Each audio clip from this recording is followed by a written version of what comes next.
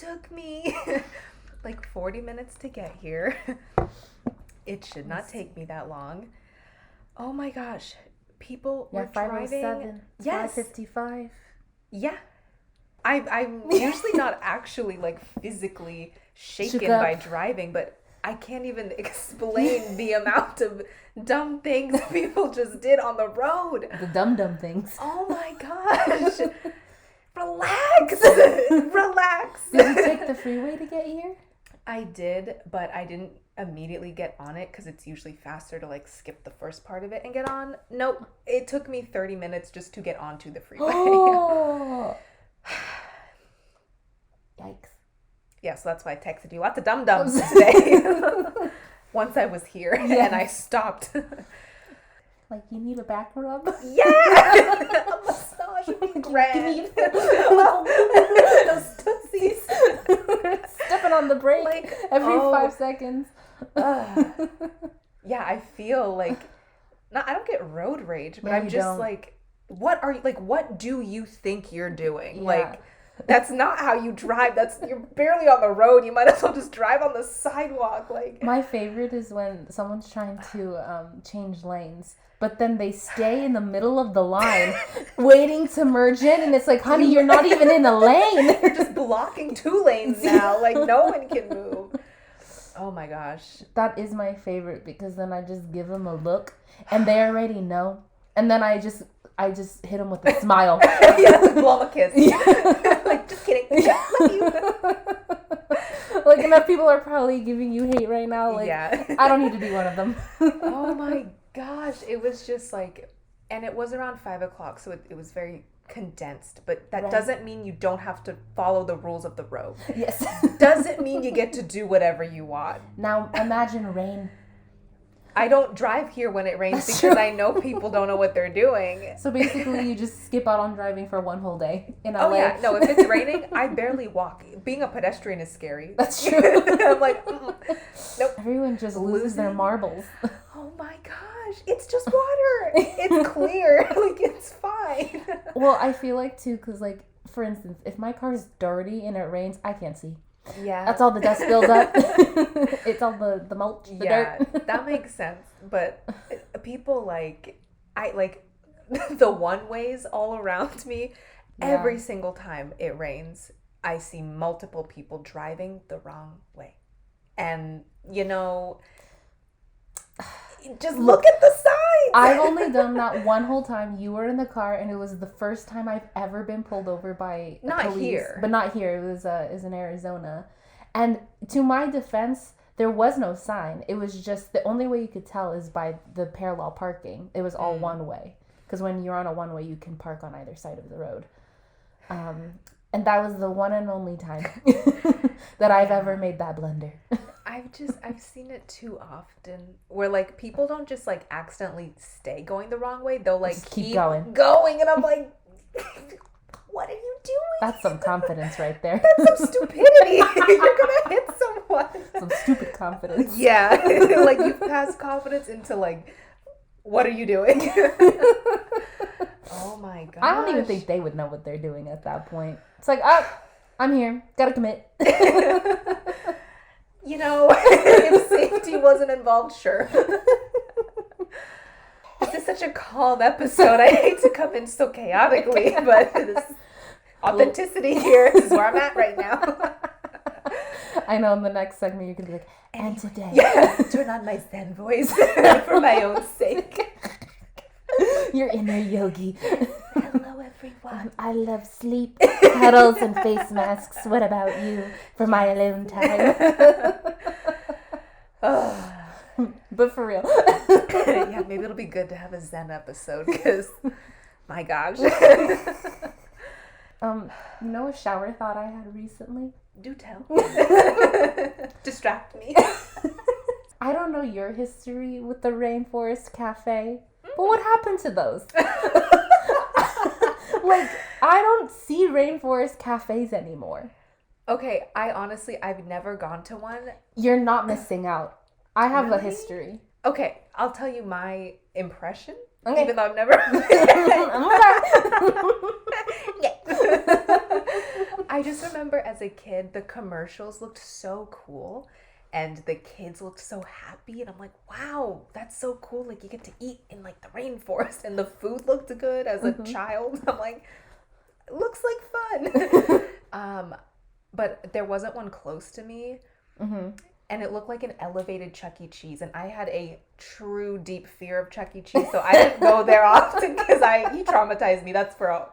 We could talk about that another day. That's the next shower thought. Yes, we can talk about that next time. I'll write that down. Scared of Chuck E. Cheese. Yes, we can table that for another day. But no, never went to Rainforest Cafe. And then, they just kind of like disappeared. I feel like they were like a mall staple, but yeah, I don't know. Yeah, my history was one time I was child age. I was child. Yes. I think both my parents took me. I don't know if it was in a group setting with other children or if it was just, me, myself, and them. Yeah. I'm an only child, by the way.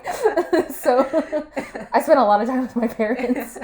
And my mom just told me that I was so scared of, because like what they would do is they'd put like thunder and rainstorm. It's like the tiki room, but randomly. But like it's like it's not throughout. You're gonna like choke on your food, right? And then the elephant like would do its thing, and like it was not a vibe. It was just not it. And then I went as a teenager, and that was fine. Like it wasn't like I was like, okay, this is like a bubblegum shrimp cheesecake factory situation, and the food's horrendous. Like it's nothing special. Yeah. But yeah, the animatronics not my favorite. I feel like that's not the most ideal setup when you're trying to like eat and chew and swallow and then like like you just choke like, or like you think there's like a cheetah behind you. Or like a panther. Yeah. I'm just like, I'm not trying to be eaten as I eat. Yeah, that's I am not the prey. Yeah, I'm not the food here. No. I'm the predator. Yes. So yeah, that was just a random thing because they used to have one in downtown Disney, and I'd never set foot in it, but I'd always pass by, and I'm like, you can go, and it did. Yeah, I have no idea like if they're officially out of business or just 99% of them closed down, and there's like one random one somewhere. I don't really care to know. Yeah, it does not need to make a resurgence in my eyes. Yeah. That was a recent thought I had. I was like, what happened to Rainforest Cafe? We may never know unless we look it up. But I really don't care enough. I have no attachment. On that note, I guess we should start talking about this week's topic. So today, we are going to be talking about how to date yourself and the importance of alone time. I'm very excited to talk about this. I know. I love this topic. I do too, especially as someone who is newly exploring this part of myself. I always had one way of thinking about it, and I think you, with your help, have really opened my eyes to what this all means. Yeah. And like how really important it is. Yeah. So we broke down this episode into different categories, starting with defining what it means to date yourself and the positive effects that mindset can have on your life. Also to like diving into what alone time means to us individually. I am more extroverted, and I'd say you're kind of half and half, extroverted. We're different, especially with how we've always perceived this time. So yeah, we'll be diving into what alone time means to us individually, how it's evolved, and to kind of give you an idea of what works for each of us, given how different we are. Mm-hmm. All right, so what does it mean to date yourself? I define dating yourself as a lifestyle and not something that you do on occasion. You are always dating you, and I believe that should be your mindset. This lifestyle means that you are kind to yourself, you are there for you, you listen to yourself and respond to what you hear with compassion, you have personal boundaries and you respect them, and you always put yourself first. Overall, this is just about taking care of yourself and making yourself your priority and your well-being your priority. Mm-hmm. And this goes whether you're dating someone else or not, whether you have other relationships or not, you always are dating you. This kind of relationship can't come from someone else. It's all about you. And the relationship you have with yourself is a permanent part of your life. So what happens when you date yourself? This mindset can spark a transformation in all areas of your life. When you are putting yourself first and always have the mindset that you are your priority, you're setting the standard for how other people treat you as well. And this helps filter out who you will and will not allow in your life and what kind of treatment you will attract and accept from other people. And this is all kinds of relationships with people. This isn't just like romantic or friendships. Like I consider this like from work relationships, from just family, from strangers. Yeah, everyone. When you do this, you're setting the bar so high that you won't and can't let other people into your life that treat you worse or less than you treat yourself. That's the foundation of your relationships now. You're setting the standard so high for all external relationships in your life because of how you already treat yourself. And you attract people who treat themselves the same way and will also treat you this way too. I know it took me quite a bit to really evolve into this whole new era of myself where I am actively practicing everything you're saying. Yeah. And I only look back at the times when I didn't with just pure grace and love. Yeah. No, this is a process. This isn't, at least in my experience, something you just wake up and are voila. Perfect at. Like, I love me, only me, let's go. Yeah, like absolutely not. This takes, a different amount of time for everyone, but just have patience. And it's worth it. Mm-hmm. You'll attract people who embody the basic rules of this lifestyle that I mentioned, treating you with kindness. They're there for you. They listen to you and respond to you with compassion. They respect your boundaries and care about your well-being, because this is the bare minimum of any relationship, including the one you have with yourself. Oh, for sure. The bare minimum, caring about you, listening to you, being kind, compassion, respect. Jeez. Like, this goes for any and all relationships in your life, including the one you have with yourself. And most importantly, with yourself. Yeah. If we haven't said that enough. You are the priority. So I'll give a little backstory with kind of my evolution of dating myself. I'll say, first and foremost, I've never entertained the idea of taking myself on a date. Like, never crossed my mind. Yeah. Or at the very least, I didn't know exactly what that looked like. I feel like I was doing it to a certain degree, but I wasn't out being like, taking myself out tonight, gonna look good, putting on the outfit. It wasn't intentional. It was not intentional at all. I am someone who identifies as more extroverted, so the thought of doing something intentionally alone in public, it always sounded pointless. I don't know why. That's just what it was. Yeah. And I always used to view my alone time or dating myself with only being home in my space where it's me and me only. Mm-hmm. No one else I need to interact with. That's obviously still part of it, but I thought that was it. That is what it meant to date myself and be alone. Yeah. I more often than not prioritize comfort and no effort getting ready when I am by myself. So like no makeup and my favorite pair of sweats. So the idea of putting on makeup and like I said, like putting on makeup, putting on a whole outfit, doing my hair, oh my God. Yeah. Just to hang out with myself, to go to dinner. Like it, again, never crossed my mind as like, I think I'd enjoy that. Mm-hmm. So when I do wear makeup or put a cute outfit on, of course I'm doing it for me. Like I'm not doing it to impress anybody or, because like peer pressure or anything like that, or just wanting to fit in. No way. Like I will still show up with a bare face if I feel like it. But the point is, for the people I do hang out with, is to enjoy it too. I want to hype myself up, but I also want the hype back. You get to look at my beautiful face and my beautiful outfit that I took the time to put together. Yes. Lucky you. You're welcome. Yep. For my beauty. Truly. I mean, I feel that way about you. Like, absolutely. Thank you. Like, I did not just spend 20 minutes on a winged eyeliner for not to get some sort of compliment. Yeah. So it's kind of the same or parallel idea of when I do intentionally put myself together, coordinate, look, when I'm out doing errands by myself. And maybe it's a little bit of a placebo effect, but usually 9 times out of 10, I will feel more productive or focused on what I'm doing out in public because I coordinated my outfit and I coordinated my outside to fit my mind, my insides. So, how to do it? How to date yourself? What are the steps? Well, in my experience, this is how I've broken it down, and hopefully this all is cohesive and makes sense. It does. Okay. You've read my notes. So, I think the basis of dating yourself is acknowledging what you love about yourself. And like we mentioned, this whole process is a process and takes different amounts of time for everyone.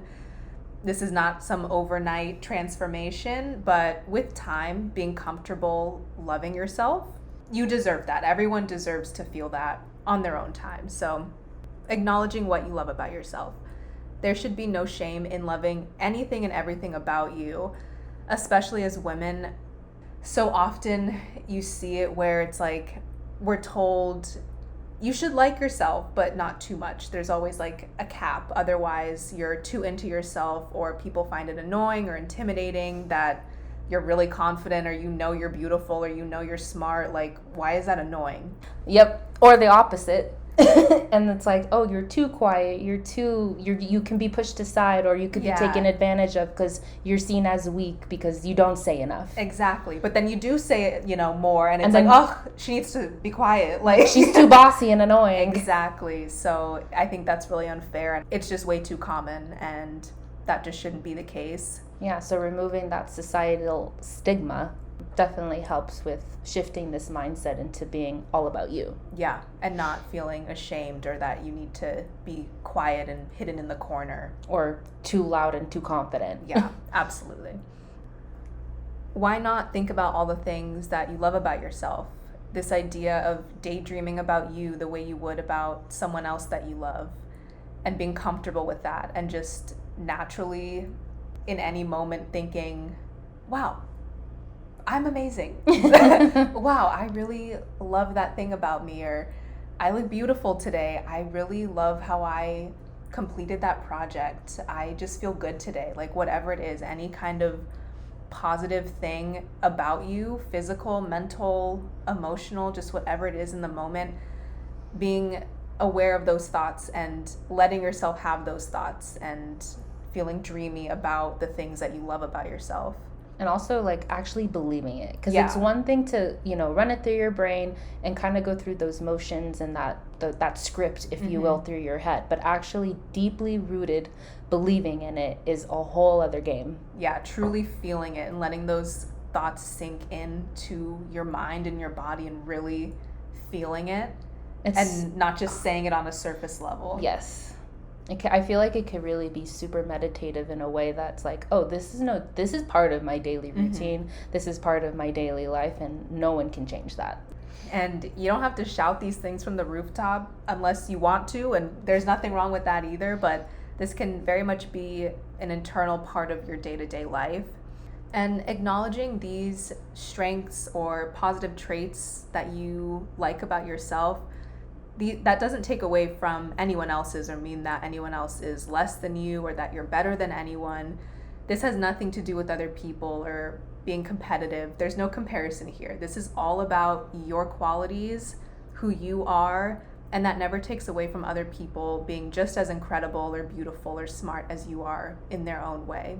You are the only person in your lane. Oh, for sure. I feel like having gone through all of this personally alongside you, or honestly kind of with your guidance a bit, I feel like at this point in time, and I think I've said it a couple of times at this point in other episodes, but I just don't take anything personally anymore, like from anybody. Yeah. Like the internal judgment and the internal comparison that I used to have, with myself and then therefore with other people, it's just completely eliminated because of the deep work I went to get through all of these points that you made, where, I don't take anything personally, because then that does cause for these feelings to be, shook up a little bit when they don't need to be. Yeah. When that love for yourself is strong, it's like you have like a shield of like self-protection around you, where even if undesirable things happen or, anything like that, you still have your foundation of knowing who you are, loving who you are, and knowing that can't be shaken. That's your foundation. Like triggers who is she? Yeah. I don't know. They just bounce right off. I'm like, oh, nope. Yeah. Try again, but don't, because you're not going to get through. Yeah, you're wasting your time. I still love me, so you failed. I'm like, bye-bye. A very important part of what it means to date yourself has to do with the way that you speak to yourself. While you are dating yourself. Yes, because you are always dating yourself. When you're in the act. This goes for thoughts and words to yourself and to others, the communication that you have with yourself overall. And everyone always says communication is key in relationships, and that's very true. And again, that is true with the relationship you have with yourself. Yeah, no, communication starts with you, and then therefore how you receive it, and then how that dialogue keeps going back and forth with other people. But yeah, it always, again, has to start with you. Yeah. So for me, I'm not a fan of self-deprecating jokes. Would you do this to a partner? I personally wouldn't. Maybe that's, some people's sense of humor, but for me, it really isn't. I don't make negative jokes about myself or my friends.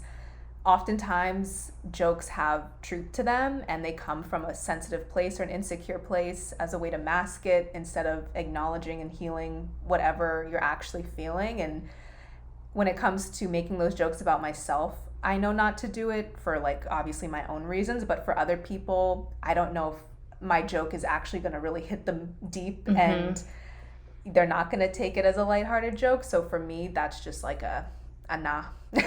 I'm just not a fan. And if that's how you banter with your friends, that's all good. But if the jokes don't make you feel good, then there's no need to do it to yourself. Yeah, self-deprecation, I know, had its moment on the internet for a couple of years there. And as much as it was kind of funny then, I feel like there's this new era of the internet that we're kind of getting into where it is only about self-love, because that self-deprecation, even though it was a joke, it still is something you're repeating to yourself.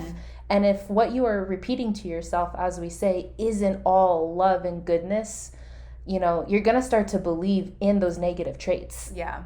If you do kind of want to change that, or maybe not focus on that and only want to express the goods, your goods. Yeah. All your goods. Yeah. Then that has to come from dominantly being, only a light to yourself and not really going down the self-deprecation route. Yeah. I do like to poke fun here and there when I feel like it is appropriate, but I know that banter is going to come back at me. And I always know that that joke is then going to evolve into something out of love, if that makes sense. So if I kind of take a jab at you, it's like, it's always symbiotic and so complementary to one another. So yeah. And with our relationship, it's like, I don't think we could insult each other if we tried. At this point, I'd be like, she's kidding. I don't know. So we have that relationship where it's like not on eggshells or anything. Correct. But yeah. I get you. Yeah. So yeah, you just never know when you're going to cross a line with somebody. Or I have different levels of sensitivity on different days. Depends on the time of the month. It depends just on what's going on in my life. And sometimes I just don't want to hear it because I'm already doing it myself. But not anymore. Yeah. We have evolved out of that. But during those times, it was like, nah, I'd only like to hear some compliments. Yeah. Getting into the habit of not even thinking to say something negative about yourself. That's ideal. Yes. And not even as a joke. You don't always have to be at 100%, but never really beating yourself down in the opposite direction. So having this communication with yourself is very important, but I know this can be difficult. But having the awareness and being mindful of these thoughts and these negative thoughts and what triggers those thoughts is crucial for my sanity. Same. Yeah, truly.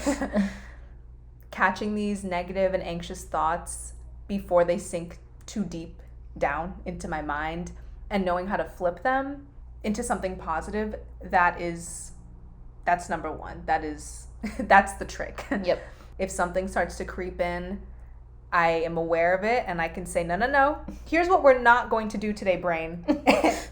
And I know how to flip it, and I've basically retrained my brain to be kind to me. And that's a very blanket way of saying it, but that whole process takes a lot of time for negative or doubtful thoughts and voices to really, really not exist anymore in my mind, especially subconscious ones. But awareness and patience with that process is key. Oh, definitely. I feel like, yes, it's a long one, but it can also be short because it's also a situation by situation basis and, you know, a trigger by trigger basis. Like some things may be more deep and, you deeply rooted than other things. Like I said, that's kind of a very broad explanation of that process. And this can take a lot of time depending on what you're feeling and what these thoughts are. But on a simplified level, if you have negative thoughts about yourself, I find it helpful to break them down and really get to the root of why you're feeling that way. And that starts with acknowledging that that thought is there, accepting it and not ignoring it, and then unraveling that belief until you realize that it's false or that there's no logic or reason for you to think that negative thing about yourself, and just understanding at the end of the day there's no validity there when you really break it down. Yeah, so kind of an example, if what you're feeling is like shame for yourself, what's the opposite of shame? Honor. So how would you honor yourself? You know, find those opposing thoughts, like the literal opposite phrase of what you are thinking about yourself that is positive, and then continuously kind of repeat that through your head. Yeah, until you eventually believe it, because the more you repeat it, the more you will believe it over time, even if at first you really don't. Yeah, it's like practicing something physical, like, you know, a free throw shot in basketball.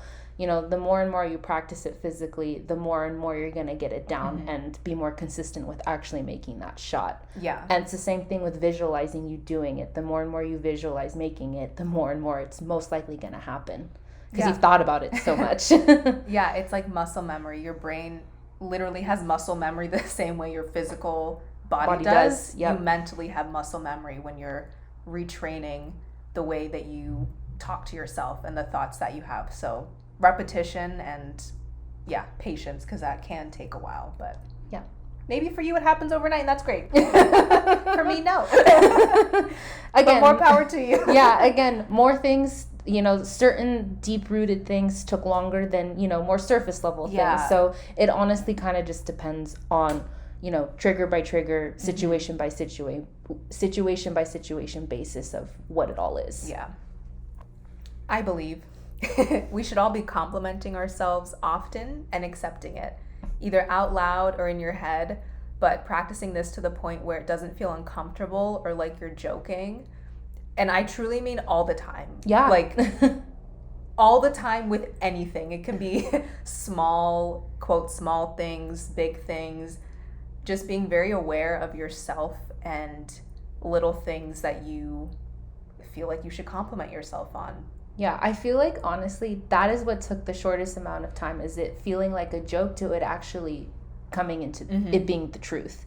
Because I was very uncomfortable with, like, looking at myself in the mirror and being like, you are gorgeous, you are beautiful, you're smart, you're this and you're that. And I was like, like, that's a little uncomfortable to be that kind of confident by myself. Like, no one else is hearing me say and feel these things about myself. So of course it's going to come off as uncomfortable if I'm trying to exude that in public, because it's not believed yet within myself. Exactly. But literally, honestly, that can kind of be overnight, because that's kind of how it was with me, where I was like, I've always known I can have this unwavering self-confidence, but didn't really know the trick to actually believe it and live it.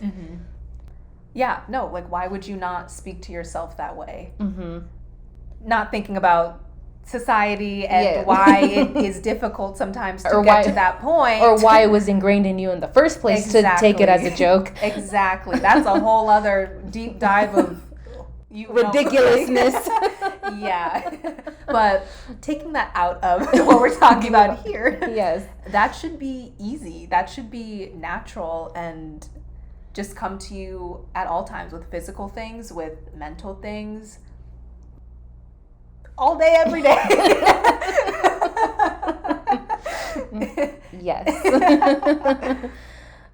Yeah, my whole thing was like, from it feeling like it's a joke and like I'm not believing it, to actually believing it, and it's no longer like a giggly, joking, embarrassing You're like feeling. Dead serious. I am gorgeous. Yes. I am intelligent. I'm the queen. Yep. Yes. Yeah. I don't know if those are your affirmations, but sometimes it depends on the day. Yeah. But it feels good when you get to that point where that's very comfortable and you're like, oh, duh. Yeah. Like there's no little voice in your head after that's like, well, am I? Like, no. Like, oh, this feels kind of strange. And yeah, my biggest thing is that it would feel a little embarrassing and a little too like egotistical. But that's the kind of ego that you want and should be proud of having for yourself. Because it's not narcissism. It's not,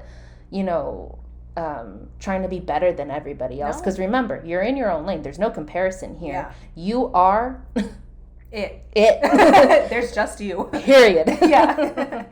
Yeah, so that's not taking away or diminishing anyone else's self-love. Yeah, not at all. This can be physical compliments about your personality, telling yourself that you're proud of something that you did, acknowledging that you overcame a fear or that you did something that took bravery, all kinds of things across the board. Acknowledge it. Give it the attention it deserves. In my experience over time, I have found that these compliments have become a lot more personal and meaningful and honest the more that I get to know myself and the closer my relationship with myself becomes. So it's interesting to see how what I notice about myself and compliment myself on and appreciate about myself has changed over time. It's like that feeling when you remember a really special compliment that someone gave you that felt like they genuinely see you and appreciate you, and that compliment really stuck with you. You can give that feeling to yourself too. Yeah, because more often than not, it came from you first, and then that was just reflected back to you through that person. Yeah, and it probably felt good because you know it's true, and you maybe just felt embarrassed or didn't acknowledge that you have a really special part about you, and then someone says it to you and you're like, oh magic, thank you. Like, wow, I knew it, but I've never said it to myself, or I've never like thanked myself for that part of me or anything. So yeah, you can make yourself feel that magic coming from you too. And it is magical. It's a very sparkly feeling from within. Literally. like sparkles and butterflies and all the good magical things. Yeah, no, definitely. I know that's very cheesy to say, but that's kind of the only way I can visualize it. Yeah, I think it's like a very peaceful, aligned feeling. Like, yes, you're not ignoring anything about you. You're acknowledging who you are, and then you appreciate it and you own it and you love it. Like, yeah, that sounds fulfilling and wonderful. Like, duh. Yeah, like, I can sleep peacefully knowing how amazing I am. Good night. Yeah. Knock out. So we've touched on the mental, emotional aspect of what it means to date yourself. So next is about the physical part of what it means to date yourself. So really getting into the mind, body, soul connection. Absolutely. This is the body. Here's the body. So the physical care. This means taking care of your body physically, not putting your body through too much, prioritizing time to rest and recharge. That is huge. Naps, that's a date with yourself. A good nap, like a planned out, intentional, cozy, peaceful nap. Like, that's a date if I've ever heard one. Uninterrupted snooze. Yes, midday. No alarm.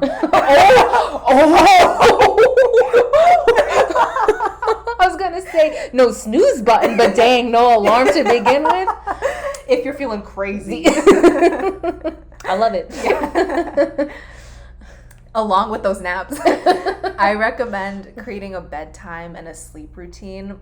I get so excited to go to sleep. Like, as soon as I wake up in the morning, I'm like, can't wait for tonight. Like, get to do it all over again. But I've really created just a very cozy, peaceful routine that is a part of my me time.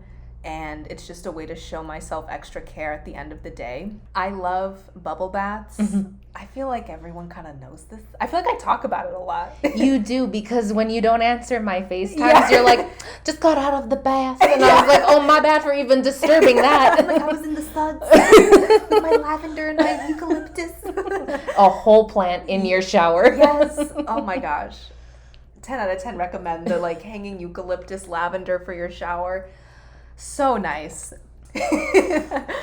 Yeah, taking the time to rub lotion on your body after a shower, doing your skincare routine, physically touching your body and feeling your body, nourishing your physical body head to toe.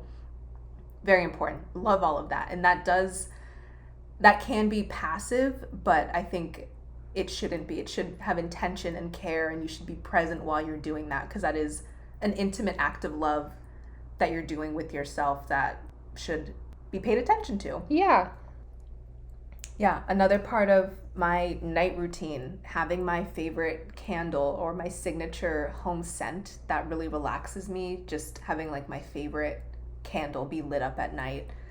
Such a nice mood. It helps me get like, I'm ready to go to bed now. So like, do we gotta cut this short? Just a nice touch to add to your space and make it feel cozy and comfortable for you. Yeah, part of my sleep routine, I have my lavender sleep spray that I spray on my pillow, my silk eye mask. Now I can't sleep without an eye mask. I don't know if that's weird, but like complete darkness now and like a little bit of pressure on my eyes, very light, is so relaxing. I mean, hey, it's better than me. I still do sometimes put a full pillow on my face. But you can breathe with just an eye mask. I know. Breathe with a full pillow. But whatever works. I'm just saying that's the parallel experience of having some light, maybe for me, heavy pressure on my head to feel completely relaxed. It's like smothered. Like,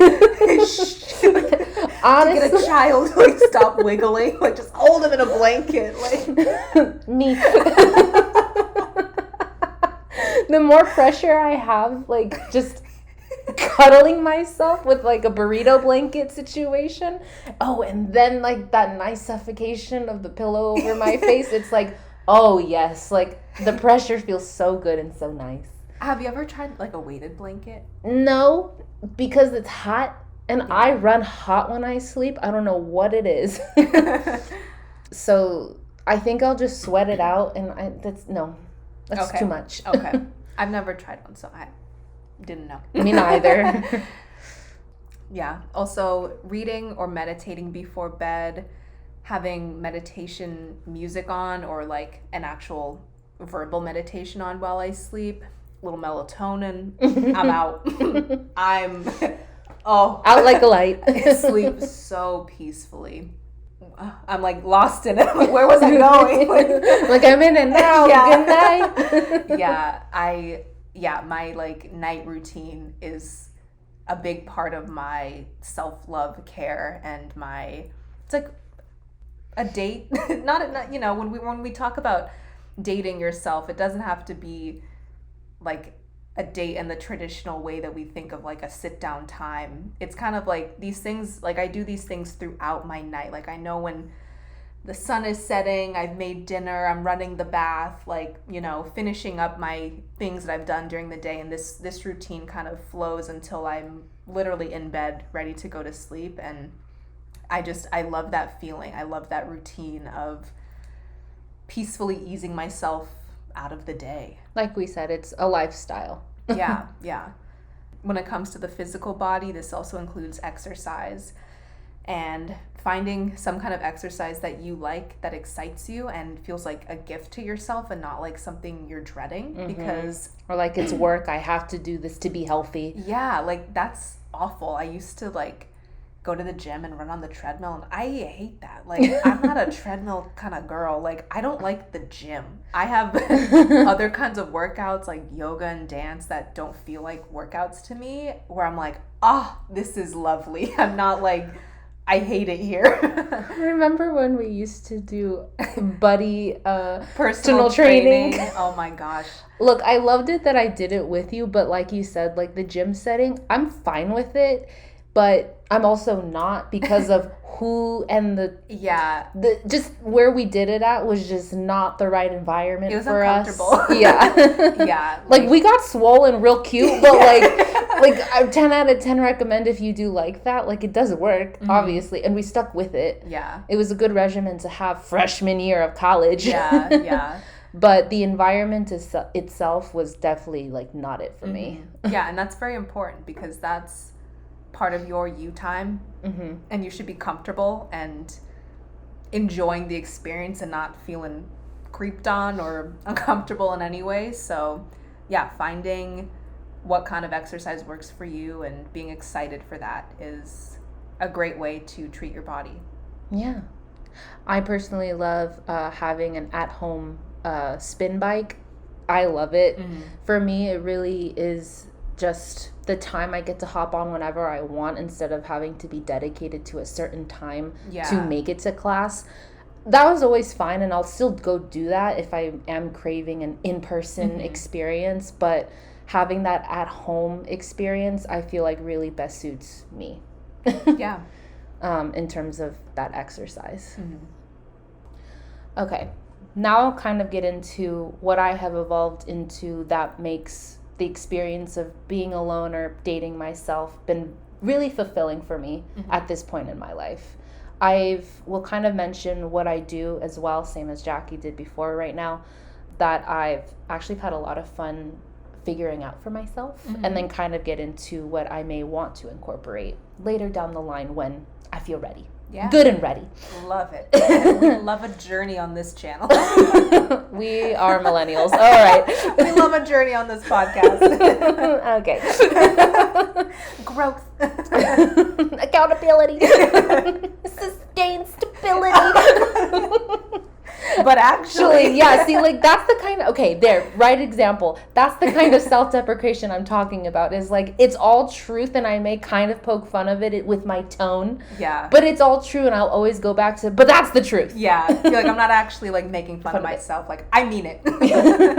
Yep. So, for instance, during the day, if I'm going out of my way to do an activity that's by myself, that's not necessarily, like, errands, or I know I may have to, like, wait in the line or just wait at a table by myself, I always prefer to have like a book or a list of news articles handy so I stay off my phone, because to me, social media and taking a call and texting, it doesn't equate to, fulfilling alone time for myself, because I'm just bombarding myself with other people's business. Yeah, you're immersing yourself in something other than the present. Correct. So yeah, again, having like a book or a news article or something that's away from people I actually know in my real life really helps me kind of separate the two. So it really is just time with myself without the distraction of other people interrupting the peace. Other than, of course, whoever I do have to interact with, like to order my food or, seat me at my table, all of that. Even though I haven't taken the plunge to take myself out to a sit-down dinner yet, these are the activities that I have done myself and enjoy and repeatedly do at this point. So for daytime things, I really do enjoy going out and having a picnic by myself and read at the park, or honestly, whatever requires no Wi-Fi, I'll even just do work at the park on my computer. I love having a good little beach day. You taught me that. I took the plunge finally. Took myself to Manhattan Beach. It was such a mood. And I actually challenged myself by not using my GPS to get there. So, if you didn't know, I'm directionally challenged. It takes me at least 10 to 15 times to, like, repeated times to get somewhere back and forth to memorize that route. Like, I'm not someone who can just get it in one drive. Like, it's repeated. Repetition is key for me to really, really ingrain something in my mind. Yeah, that's fair. Yeah. So even just having that challenge of like, just listen to the music, just focus on like the direction. Yeah. And I'll make it to the edge at some point. You're going to hit water at some point, so you'll know when to stop. Yep. Another one is doing a cute little takeaway dinner and wine night at home. I really don't prefer to drink by myself, but with this, again, whole new evolution of myself, I've been able to learn to just cap myself off of one glass and feel just fine with that. Yeah. Especially by myself, and to really just pace myself with that. So if you're not really like into pacing quite yet, I wouldn't say don't bring alcohol into the mix, but since I am at that point now where I wasn't before, I've been able to introduce that, and it's been quite lovely. Yeah, just a glass. Just a glass, a singular glass. Yeah. Also to my spa night or day at home, like I chop up my cucumbers. Oh, really? 100%. Oh. Cucumbers do not just go in salad, honey. No. Why haven't we done this? I don't know. We need to have a sleepover soon. I know, that is long overdue. Yeah. I go full in with my spa nights or spa days. Like exfoliate, candle, moisturizer, everything. Like my skincare routine. Niacinamide, hyaluronic acid, vitamin C. I'm like, what are the ingredients I hear? Yeah. All the peptides. Oh, yep. No sulfates. Nope. I think that's shampoo though. I don't know. Maybe. What do I know? I get all of my information from the internet. Yeah. Anyway, it's also fun for me to like differentiate what skincare does work for me, because my skin does change season by season. Mm-hmm. So honestly, like shopping for that, I'm like, ooh, fun. And then when things don't work for you, I guess I just give it to you. So I'm like, great. I needed any moisturizer. That's so funny. But that is part of the care, is if you have a skincare routine and that's something you enjoy, taking the time to find products that work for you and that you love and make you feel and look good. That's a part of it. 100%, because all of that is long-term, like fulfillment of how I look and view myself, or how I view myself, to then think about, what I look like and then what those thoughts lead into. So if I'm having a really good glowing skin day, it's because of the night before skin routine. Yeah, you took the time. Yeah, I took the time to really take care of myself. That was a very long-winded version of that point. And like the last one that I've done, maybe not recently, but at least before COVID, was going to museums or exhibits that I really wanted to see by myself.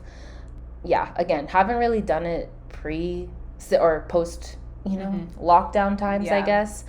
But I do remember enjoying this, the memories. The memes. A time before this. And now what I'd like to do at some point, and see if I like it by myself, because it may just be a preference of the activity and has nothing to do with actually being alone. And this is a hard one, but go to a concert or a rave, like a DJ set somewhere. With this particular thing, and so maybe you'll agree, if I just didn't feel so unsafe in that environment, because those types of events really do take place at night, or at least all the really good ones do. It's just kind of crossing that line of like, do I feel safe by myself? Do I feel protected enough? Because within that kind of, rave EDM community, I feel safe, but once I step out of the venue, I don't know what's going to happen. Yeah. And I always feel safer with one other person or a group of people. So that one might be that one may never happen, but I like to think it might. Yeah, I could see like a concert in the park, late afternoon, evening kind of thing. Yeah, but it's a good point with this like alone time and like things in public. Of course, that element of safety should never be ignored. And, correct. Just being, using common sense with things like that, going to things alone. But yeah, that's a good point. Also, going to Disneyland by myself. You and I, we can people watch for days. Just sit on a bench. And laugh for an hour. Yes. And, create inside jokes from, screaming children, what they say. Like, it's a hoot and a holler. Oh, yes. Or it's a hoot and a half. Yeah. That I would definitely enjoy. Just depends, again, like how much time I would take to go do that. And I don't know.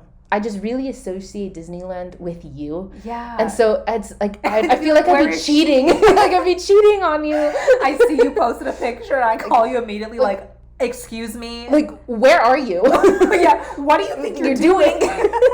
What? You went to the motherland without me? Yeah. But yeah. Yeah. Yeah. No, I don't know. I've never really thought about Disneyland by myself, because all of my memories are with friends or family there. It would be just as fun by yourself because it's Disneyland. Like, yeah, it's not hard to have a good time. But there's single rider lanes for a reason. True. If you're there for like efficiency, yeah, go alone. Single rider, you'll be done in like 3 hours. Literally. Both parks. Yeah. In and out. Yeah, so also to a sit-down dinner, haven't quite taken that plunge yet. Mm-hmm. And I don't know why I haven't done this one, but go see a movie. Like, it's one of the easiest things to do by yourself. And again, I don't know why I haven't done this yet. Well, I kind of know. So most films I do see, I know someone wants to watch it too. So that's kind of what ends up happening. Mm-hmm. Or honestly, like with streaming services, it's just easier to watch in bed half the time now, and that's just ends up being part of my evening and night routine. Mm-hmm. So I feel like going to a movie, because I live with, you know, a lot of my friends in the area, like it's not hard to be like, you want to see this? Yeah. And even if they don't, they're like, yeah. Yeah, like sure. It's yeah. still fun. Yeah. Yeah, with going to a movie by yourself, a way to like ease into this maybe if this doesn't feel comfortable. Something I did with my mom a few years ago on Valentine's Day, we saw Frozen 2. I remember you telling me this. You know, we both already seen it like 3 times already, but we live in different states, but we saw the movie at the same time. And so it was like, you know, we're obviously not there together in person, but it was like, okay, 4:30, like I'm in my seat, and texting my mom like, oh, just got my popcorn, like, okay, we're both ready, and we know we're seeing it together, but just not together in person. Yes. But that was precious. I loved that. That was so fun. And then like calling after and like talking about the movie like we hadn't already seen it a million times already. But that was like, I just love that memory. That was such a cute, precious, sweet thing to do. And, you know, my mom and I have that relationship. So yeah, I just really loved that. And if that is something that would make you feel more comfortable doing something alone, but like knowing someone is doing it alone somewhere else can be like, yeah, we're like holding hands like in our minds. That's cute. No, that's a really like nice and cute way to ease into something like that. Or low-key, like it's not crazy to even just pretend that. Yeah. Like someone you know is also probably eating dinner right now, like we're just not here together, but like they're probably eating too. Sure. You know? Not quite the direction I was going, but you take understood. Nope, I understand. Like maybe less cute, more crazy, but that's okay. You gotta start somewhere. Whatever works. Honestly, whatever works. Whether that be the crazy route or like the sensible one, it's all up to you. Yep. So now we'll get into alone time and the importance of alone time. I can only imagine how many times I'm going to say the words alone or alone time, so I apologize if it's annoying. Don't have a drinking game where every time we say alone time, take a shot. Take a shot of water. Absolutely not. Yes, so when you are spending time alone, you get to know yourself so well, and I think a lot of acceptance comes from being alone, a lot of acceptance for yourself, and just learning how to be comfortable with yourself, because that isn't always natural. Some people just, you know, you don't always have the time to be alone. And so if you haven't had a lot of practice being alone, that can be uncomfortable. Because generally too, like, I feel like the start of how you think about alone time is usually equated with actual loneliness. Mm-hmm. And that's what we're trying to explain in this next section is, you know, taking out the feeling of loneliness and actually making alone time super fulfilling, where that's not even a thought or that's not even a feeling. Yeah, it's intentional and it's something that you look forward to, and not, you know, oh, I'm alone because I have to be and it makes me feel lonely. You can make it a special, enjoyable time. Yeah, as if you actually are with somebody else, but that somebody else is just you. Yeah, and having that time to just be with you and hopefully acknowledge how nice it is to be you and to be with you. Spending time alone helps you get acquainted with yourself and gives you the chance to get to know yourself more and more. Being alone is harder for some people than it is for others for infinite reasons, but I'm just speaking from my own experience. You're speaking from yours. Yep. So if this sounds uncomfortable to you, that's okay, because it can take time to feel comfortable being alone. And you may find that you kind of like the combination of what we speak about for ourselves. Yeah. Or, you know, you might identify with one or the other. It's all in good fun to figure it out. Yep. Yeah, I would say I definitely lean towards being more introverted than extroverted. I really enjoy alone time. I have no problem spending time by myself. And I'm the opposite. Of course, I love my alone time, but again, I really had to learn all of this. Yeah. In a way that I never have before. Mm-hmm. I, of course, also love spending time with the people that I love, but I love both, and I know what balance works for me, being social and having my me time and knowing when I need more or less of either of those. I have a lot of hobbies that I can do at home alone, so I never feel like bored or like I'm just staring at the wall. I know how to fulfill my time in meaningful ways for me. Drawing, sewing, painting, playing Animal Crossing, taking those luxurious naps we talked about, taking the time to cook a nice meal, a long bubble bath, midday face mask. Ooh, midday skincare is so luxurious for some reason. It's like, wow, you really have nothing to do. Like calling yourself out. Yeah, like, oh, okay. We have time for that at noon. All right. Midday meditation, having a good cry. Yes, you're laughing, but I love it. I'm serious. Look, I have therapy 1:00 on Tuesdays. That's scheduled weekly. There you I go. Understand. Yeah, like I'm okay. I just didn't expect you to see that.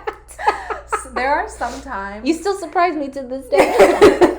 Like sometimes, you know, we're humans, we have emotions. If I'm like out and about and I'm like, you know what, when I get home, like I'm gonna cry. Like I need to get home so that I can cry. Also, if you're listening to this, we clearly are very in touch with our emotions and love talking about emotions and feelings. So like if you're not with it, it's all good. It's all good. It's all good. We all have different levels of sensitivity and how in touch we are and just how we want to express it. Some people may not want to express it that much. Some people do. We are the ones that do. So maybe you can get something out of that. Yeah. Maybe we're the complete opposite from you, and that's totally fine. But that's what makes the world go around. Yeah. I find that to be a good thing. So long, again, it doesn't come from a place of like, because you feel like you have to suppress it. Yeah.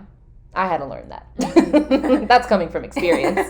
Yeah, but no, there are some times where like I'm like, I cannot wait to get home so I can just cry, and either I know what it's from or I don't, and I just need to like squeeze the emotion out of me by crying. And then I'm like, okay, I'm good. And then you move on with your day.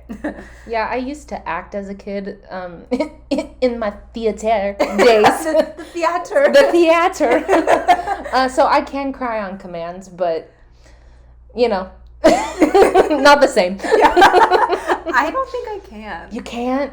I've never tried it. Oh, my brain goes to dark places. That's why to do it. Like, you told me that before, and I'm like, I don't want to do that. And I don't want you to do that. No, but the thing is, I can get over it in a minute because I know that was very intentional. Yeah. And that was just very on purpose for the job. Mm-hmm. For the role, for the performance. For the art. She's an artiste. I am. Yeah, I can't cry on demand, but I cry easily. Oh. So I probably could cry quickly if need be. And that is where I'm the opposite. If real feelings are involved in present time, that's waiting for my pillow by myself in front of no one. But it's not always like something sad. Like I think that I have more moments of crying from like happy things, but it's like mine's laughter. Yeah. That is number one for me. Yeah, but it'll be like I see something sweet and like I'll get emotional for a second, but I'm not like always weeping, but I do have like spurts of like happy tears all the time. Oh, good. Get down with your bed self. Oh yeah. Okay. Moving on. After I've cried, I love a good deep throw cleaning day. Maybe you like to cry while you clean. Maybe. Clean with my tears. Bottle them up, sell them. I love it. Waking up and knowing that, like, okay, my priority today is to clean all the nooks and crannies of my space. It makes me feel like I've cleaned out my mind, and my space is usually a reflection, more or less, of what my mental state is. So chaotic, organized, clean, cluttered, like, usually has to do with where I'm at on the inside. Some days just do nothing. The list goes on of the ways to fill my time. Mm-hmm. It's not hard for me to fill my time and feel more than fulfilled and happy spending the day alone. I'm really comfortable in silence, and I think that is important to get to that point where you are comfortable being in silence with yourself, just like being in any other relationship. That is important to just be able to sit with someone and not have to fill the time and the air with talking. You can just be in each other's presence and be happy. Yeah. And not feel uncomfortable. For sure. I'll kind of get into my idea of the importance of what my alone time looks like. I do kind of get into this for next week's episodes. We're doing love languages, so watch out for that. But I'll kind of give like a brief rundown and then more detailed version then. So I love my alone time. And at this very moment, I have a lot of it. I just do. Because I'm in my gap year, if y'all didn't know. I'm in my gap year, no work, no school. Yep. Just mental and physical reprogramming. Oh, yes. Yeah, so instead of doing this, typically in Europe or honestly everywhere else in the world that's not America, you do this when you're about 18 or so. Mm-hmm. I'm doing this at 26. Yeah. And I'm owning it. And I feel very blessed and privileged to be in the position to do it. But this is only setting me up for the rest of my life. And I'll explain all of it. Yeah. So, I have a lot of alone time at the moment, especially in my evenings where I'm able to start my wind down process around about like 5:30, 6 p.m. I do eat an early dinner. I was like, isn't that when you go to bed? No. Sorry to out you. I may be in bed, but I'm not sleeping yet. No, for real. I do eat pretty early dinner, and I like that because, just physically feels good. Yeah. So my wind down process can be a long one. We love it. Yeah. Leisurely care. Yes, very, very leisurely, just really at my own pace. Yeah. So due to the amount of time I do have access to at the moment, I feel as if I don't need much of it, even on the weeks where I am particularly busy. Mm-hmm. Earliest I sleep is around like 11:15, 11:30, and the latest I sleep is about 12:30, 12:45. And then I wake up at 8:15 almost every single morning. So getting into the habit, kind of what you mentioned earlier too, getting into the habit of sleep and a wake-up schedule has done wonders for creating flexibility in my morning and night routines because, sometimes I do enjoy the night out until 2 to 3 a.m. from time to time, or, more social get-togethers during the week that do go until like 10 or 11 at night. But because I am dominantly sleeping and waking up at the same time, it has aided in the mental balance of not getting freaked out that I'm not getting enough sleep or I'm not overexerting myself with, in the future with work and right now with more of a social life. Yeah. I've really worked on this past year where I really needed to learn how to rest alone and with people. During restful activities, my mind would still go literally a million miles a minute with thoughts of what I needed to get done or whatever might be a stressor in my personal life. Now, even with the stressors or triggers that still come up from time to time, I really worked on my mind this past year. So when I do rest, and like I said, I get a lot of it, I am truly resting.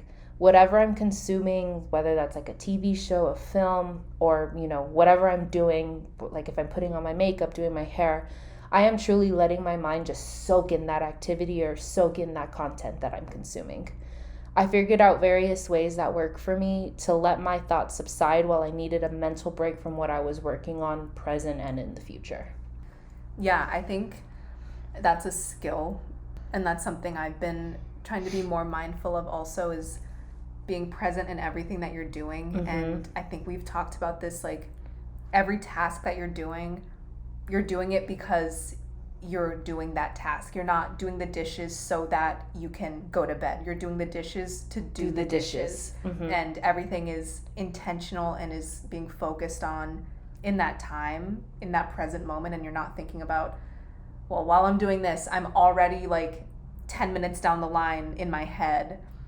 But having that awareness to be present, which takes time and awareness and all of that. But that also helped me with anxiety, because it was like made me less worried about like what I'm going to do next or what I have to do later. Like, I don't really care. Right now I'm doing this and I'm here, and there's only here. So it made like a lot of extra thoughts and chaotic feelings in my mind like kind of go away, because it's just like, no, I'm just here. Why am I thinking about what I'm doing in an hour? I'm right here. Exactly. Because you already know you're going to do that thing. So might as well, whether it's enjoyable or not, depending on what the task is. You're there. You're just, you're there. You're in it. And it makes the quality of said task or time that you're giving yourself that much more fulfilling and that much more enjoyable. Yeah. And I also like that it makes it feel like the day goes by slower, because at the end of the day, I can recap more things that I did throughout the day. Sure, Even if it feels like a bunch of small things, I can remember like, oh, I watered the flowers. Oh yeah, I washed that pan. Oh, I remember I did that thing. Like remembering all the things that seem small, but I remember them. It's not like at the end of the day, I'm like, what did I even do today? Because as I was doing everything, I was in the future already. If you're present for everything, it makes everything feel slower in a good way. It's not like time is just like racing all over the place. Yeah, and this may sound insignificant in terms of the examples we're giving, but it really isn't. Down to the little, examples of like washing a dish or, curling your hair or whatever it is that you're doing. That can then be paralleled into the big things that you are doing, like, for us, it's scripting out an episode for the podcast or editing a vlog or whatever we're doing. That to me is on a bigger scale of, maybe importance than washing a dish. Mm-hmm. But if I treat it the same as washing a dish, that makes the quality of how I view it and how I enjoy doing it, very parallel and very much an enjoyable experience throughout my day. Yeah, like you're giving the same respect to everything that you're doing throughout the day. Yeah, no matter what scale or level of importance it is in your life. So different kinds of alone time. There's the thoughtful, intentional alone time where you're by yourself, you're not surrounded by other people, you're probably in the comfort of your own home. And then there's public alone time.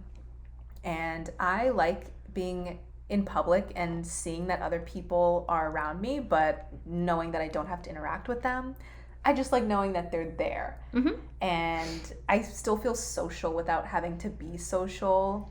I observe a lot more than I interact, and I like going on a walk and passing people, or people are driving by. I see people in a coffee shop, but I'm not with another person, but I'm like, I see you. I see other people. No, for sure. No, and I'll give an example. Like in my neighborhood, specifically like where I grew up, where my parents and I live at the moment, everyone is so friendly. Yeah. Like you walk down the street and if you do not say hi, you're rude. Yeah. Like, how dare you? Yeah. And it's very like sweet, and it's not just genuine. It's very genuine, and it doesn't take any time because it's just always in passing. Like you smile and wave and wish you a good morning and go on your merry way. You don't even stop and chat. Yeah.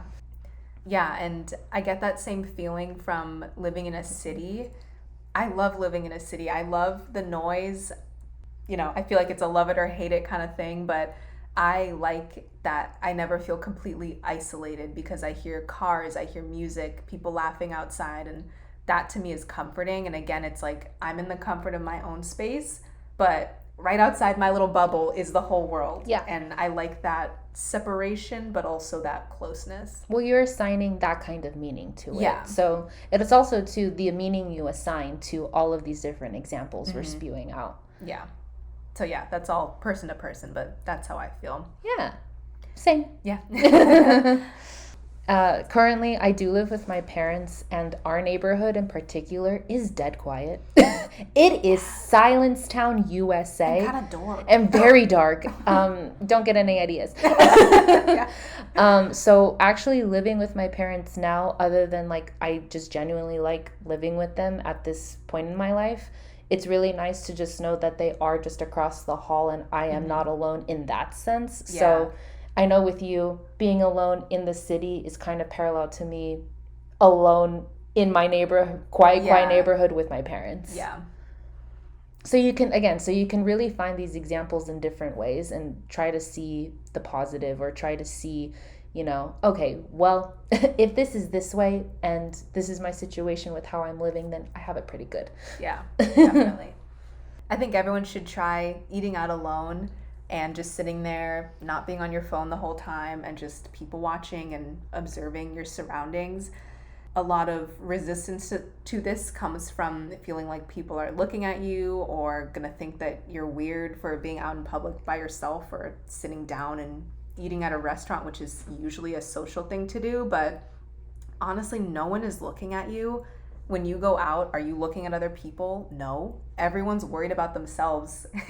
And if someone asks why you're alone, first of all, they need to mind their own business. I hope no one would ask a person that. Like, that's so weird. Yeah. And if it's weird to them that you're alone, they probably are the ones that need to be alone more often. Because why are you fazed by me sitting here eating lunch? Yeah. And again, a way to ease into this, just as an example, if you go out to a restaurant and you're not comfortable sitting at like a full table by yourself, if that would make you feel lonely or uncomfortable, try sitting at the counter where there's a bartender that, is there for conversation here and there. And, maybe there's TVs above the bar or something and you can eat your food there, just to make it more of a transition from eating in a group to really being like by yourself, no distractions. But maybe that'd be like a nice in-between option. For sure. Also, don't not do something because no one is free. Why deprive yourself of an experience just because you'd have to go alone? If no one is free, then aren't you just going to be at home anyways alone? So you might as well go to that restaurant or to the beach since it's what you wanted to do anyways. Yeah, it's probably more fun with friends, but knowing how to adapt when that's not an option is also important. Also, too, I think back at a time when I was living alone in London, I didn't really have a friend group, so that really did force me to go out on my own a lot of the times and to figure out, very much so like going to a museum, going out to the pub or whatever it was by myself, really just kind of forcing myself when I just didn't have friends to go out with at all. So, definitely, I can definitely relate to that. Dating yourself has a lot to do with the little things, paying extra attention to detail in all areas of your life, and overall just taking extra care of yourself, paying extra attention to you and your life in all aspects. Like we kind of touched on already, but these smaller gestures that seem minute or less important during your day can sometimes be skipped because you're trying to get to the next thing on your to-do list, but you should do them with intention and with care. And taking the extra 5-10 minutes to lather your body after a shower instead of just rushing to get to what you have to do next, or giving yourself that extra 10 minutes in bed when you're perfectly comfortable, and just really giving yourself those extra moments of care and attention. Overall, just taking your time and making sure that the transitions between the bigger tasks throughout your day are just as meaningful and important. For sure. I must say, like, at this point, I consider these, I'll call them in-between moments. Maybe not the actual, like, smaller tasks that we were talking about, but the in-between moments I find super restful and meaningful and intentional, because in that time, I'm doing or consuming something that's entirely for my enjoyment. So, like, listening to a song, a podcast, if I'm doodling and drawing or reading, before I go hang out with somebody for the night. I really have mastered my mind with this idea of intentional rest, or this intentional consumption or intention of doing something, So that way the feeling of burnout or me yearning for a week off during a really hectic time, it's really far and few between now, or just non-existent at this point, because those holidays, those vacations, that time off, it's just part of the routine and not so much a reward or a yearning. It's something to be excited for in terms of like actually having that experience. And I'll say, of course, I prefer the entirety of my morning and evening routine when I can get it, but kind of like what I mentioned before, I made it so flexible that the flexibility is to my advantage, where if I only get the 10-minute version of each, it still fills me up parallel to the full 1 to 2 hour version of each routine. Mental rest really is what the takeaway for me with alone time is, and going on a date with myself. So long that is the goal, whatever the activity I do to achieve it, more power to me. It has been so fun figuring out what that time looks like, and it releases the pressure of maybe feeling embarrassed or judged, that social anxiety, if you will, that I am alone doing something that may be deemed a shared activity, as you kind of touched on. My confidence has since skyrocketed in terms with what the conversation I have about myself internally sounds like. These days when, if I am standing somewhere just waiting for my turn in line or waiting for a friend to come back from the bathroom at a sit-down dinner, I'm not freaking out and trying to look busy on my phone because I'm alone. If I want to look at my phone, then I'll look on my phone. But actually taking time, taking in those surroundings without judging myself has created a huge shift out of that anxiety that, was never even mine to begin with. Nothing and no one can make me feel anything without my permission. That's like point blank period that I live by in every aspect. I have full creative control over my emotional state of being, and my environment will project that to me in a way that I want it to. Showing up differently will allow my environment to positively mimic that. Preach. Yeah. I used to have really terrible social anxiety, especially in high school, and doing anything other than being alone sounded like the worst thing in the world a lot of times. It was like, I would hate to be around people. Like, no, I just want to be alone. Yep. In certain situations. And thinking back, obviously it was not an enjoyable time at the time. I didn't even know what social anxiety was. Sure. I had no idea that that's what I had and was experiencing for so long, but I think now I can see that there was a benefit to it, because naturally I became comfortable being alone, but now I like alone time in a healthy way, not because I'm afraid of being around other people or I want to avoid social situations. Now I genuinely enjoy it and know how to balance my time socially and time by myself in a healthy way, not out of fear of doing the opposite. No, for sure. No, I definitely, I guess comparing it to each other's experiences, my social anxiety of being alone was more surface level, and I guess yours was a lot deeper. So it's really interesting to kind of compare like how we evolved out of that. So a big takeaway, again, you touched on it, but I'm gonna say it again because it's important and it's repetition. True. Yes, for me, repetition's key. If I hadn't already said that. No one is looking at me. No one is judging me or caring that I'm alone in a busy restaurant or, waiting for my friend to come back. Like I said, I purposely just don't whip out my phone anymore, even if the craving is like, that's just because it became a habit at some point. Yeah. But I've just learned to, people watch and take in my surroundings, even if there's nothing going on. Like if I'm literally just like in a secluded area and all I really do is just have a wall to look at, I'll just look at the wall. It's like a nice little break. Like, great, I don't have to do anything or think about anything in particular. Like, you're just sitting. Yeah. And that's literally all. And I found that when I do intentionally look at my phone, like social media, for instance, I actually do find that consumption of it way more fulfilling and balanced because it's intentional. And I'll say how I kind of got out of the funk of the embarrassment and the judgment that's not even there to begin with. I just started saying affirmations within myself during these times, and I wrote it down on my phone. So again, you kind of ease your way of like, you're on your phone, but it's for you, and you're repeating all of these things for yourself, and then you put it right back away. Yeah. This is when I start to feel like that tinge of loneliness for whatever reason during a public outing, and these are the things I start to say to myself. So I'm fun with and without my people. I am choosing me right now and always. I am at peace being with my... Whoa. I am at peace being with myself right now. I am feeling recharged. So it's a lot of I am statements that really ingrain, again, that I am feeling these things even if I didn't at the start of it. I repeat this a couple of times. It's really just a mini meditation. No one knows you're doing it. And again, you're on your phone reading it out loud. So that kind of eases you into it. And then once you've really memorized it, don't take out the phone. Just do it, sit and repeat it in your brain. Yeah. And I let myself, that's the key. I really let myself trust in these words in order to believe it. Again, even if I don't at the start. And then I really just start to feel relaxed and jump right back into the energy I'm creating and the activity that I'm doing. It's been a big one for me. Yeah, I'm glad that you've found that and that is helpful for you. Yeah, it's one of the easiest things to do because you're already thinking about things. You might as well think about something good. Yeah, something productive, long-lasting. Yes. And helpful, yeah. Yeah, that's like how we talked about like flipping those negative thoughts, you know, and putting it to action. Look at you. You're doing it. Yeah. So take these I am statements, whatever works for you. It could be completely different.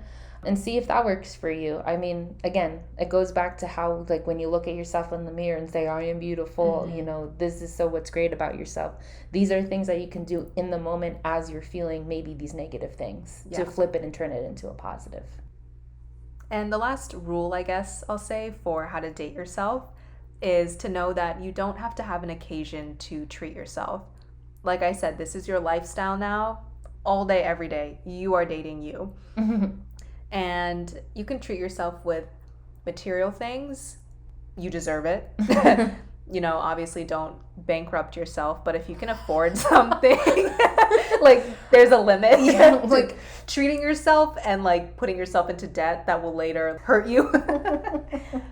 That just really took me.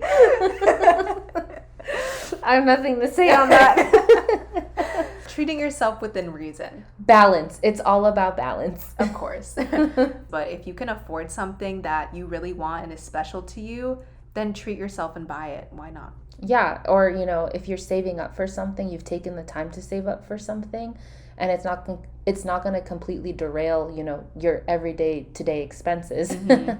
Go out and pull the plug and do it. Buy it, you know, treat yourself. It's a very big treat yourself moment where you're like, you know what, this I feel like is going to serve me for a really long time. You know, very intentional. Yeah, and there's that extra sense of like it's a reward, like when you've saved for a long time and like you're looking forward to getting something for yourself and then you finally do get it. It's like a full circle gift to yourself that absolutely you should do. And it definitely, I feel like, would fulfill that accomplishment of, you know, budgeting accordingly in order to get that thing or that service, whatever it is. Yeah, I'm definitely that friend that if we're shopping and you ask me whether or not you should buy something, I'm going to tell you to buy 3. So if you don't want me to tell you to buy something, it's don't ask. Gonna happen. Yeah, I've done that with you, and oh my God, the amount of stuff I walk away. Like you asked, I answered, you bought it, and aren't you happy? Yeah. Have you ever returned anything? Well, one, I'm not a returner, so technically no. Like I'm keeping it. But other than that, yes, it's a good way of like you being my hype person of like, you know what, I haven't shopped for a couple of months, because that's what I do. I really don't shop weekly or anything like that unless it's like necessities like food or something. But like actual splurgy things, like there's time in between where that happens, and when I go in, I go hard. Because you deserve it. And with your influence, I get it all. I'm like, yes! Fantastic. No, but for real, like if I'm not going to get it myself, like it's nice to have that hype person with me, because then it's like, wait, no, I actually do end up using all of this. At least that's what I do now. Yeah. I will say, I was kind of bad at it in the beginning where like I'd leave tags on for months on end and I'm like, Jesus. Like didn't even use it. No, yeah. So also too, you have to figure out what does work for you in that particular instance. Yeah. These gifts don't have to be expensive or lavish either. You can buy yourself dessert or flowers because you want to, and it's just a sweet gesture to give to yourself. It's just a reminder or a token of your love for yourself that you deserved and you wanted, therefore you got it for you. No, for sure. Yeah, whatever you can do to get, your external, your outside, your environment, your surroundings to match how you feel within, or at least where you're trying to get to within, is always going to help the process. It's not going to deter it. Spend that extra, $3 to $5 on a cute little bouquet or even a singular flower. That's really just going to liven up your space. And yeah, I guess I'll kind of conclude this with, every day can be Valentine's Day if you want. Oh, yeah. Like, for instance, if you didn't have the greatest Valentine's Day, recreate it for yourself with these new, I guess, tips that we kind of explained in length thoroughly that have worked for us. Because I guarantee you, whether you did spend it with somebody or by yourself, it never has to be, a bad experience or this built up pressure of, on this day, it has to be like this. No. Every day can be Valentine's Day or Christmas or your birthday if you really want it to. Yeah, that's like the ultimate goal, I would say, when every day feels like a special day for some reason, whether it actually is your birthday or Valentine's Day or whatever, but knowing that feeling can come from you. You don't only get to feel that way because of someone else. That's very important. That's very powerful, because then you can create your own happiness and feel that joy whenever you want to. Like, who needs that pressure from somebody else? Absolutely not. It's a Hallmark holiday anyway. Just like every holiday in America. Yeah, it all comes from you. That feeling of love and satisfaction. That's all about you, and you deserve to feel that 365 days a year. Exactly. So, I think we've covered it. This was... You think? This was how to date yourself. If we missed anything, well then, that's too bad.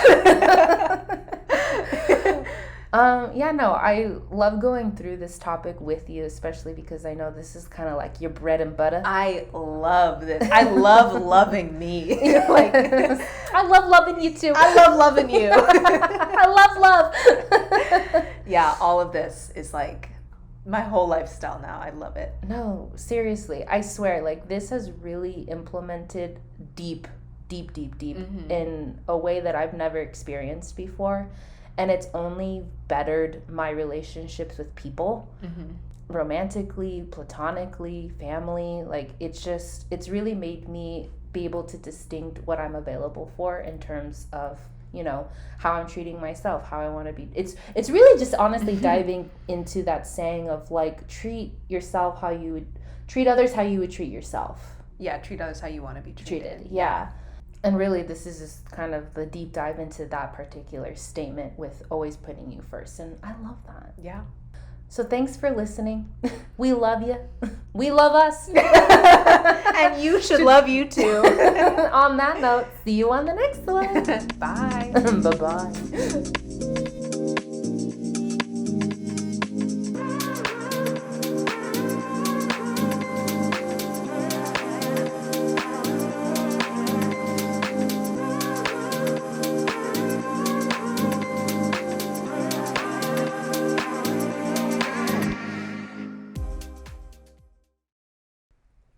I got tanner stuck in between my fingies. In the crevices? In the crevices. I do the whole COVID 2 happy birthday things when I wash my hands after tanning. And, and normal life too. I'm a clean girl. I guess I didn't. You missed one finger. One crib. One finger crack. Yeah. What are these called? The web. Was that? Yeah. I think that's the medical term, but the web. The web. The fingy webs. The fingy web. That's why I'm wearing rings. You missed the tan, or you got too much tan? I got too much. It built up too much there. See how dark it is? Just a little. I would never notice. I'm not looking at your finger crevices. I am. Maybe now I will. Right, so today. Yes, so I guess we should get into it. On that note. Today, we're talking about how to date yourself and the... Okay.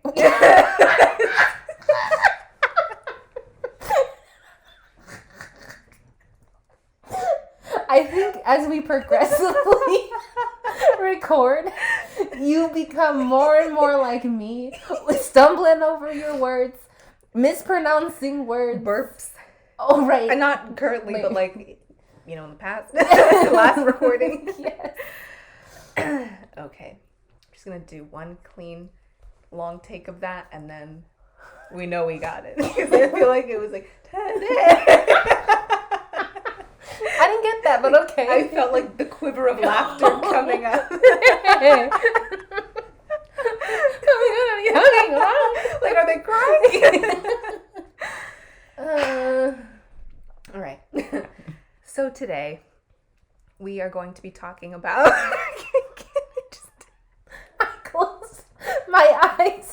I close my eyes because I can't see, or else I will go in a giggly fit like you right now. All right. Can't wall up between us. I love that. Don't edit that out. I won't. Okay, good. I was hoping you would say it like that before I said. I can't not. If I hear the word body, I'm going to say body. Body. And in my experience over time, I've found that these little hot Cheeto things make me burp. That's what I've found over time. I get gassy. Acid reflux is up the wazoo. It's contagious. Don't out me. We edit that out. All of my burps. Okay. All the gases. Yeah. It's the passion. Yes. You gotta keep one in. Maybe.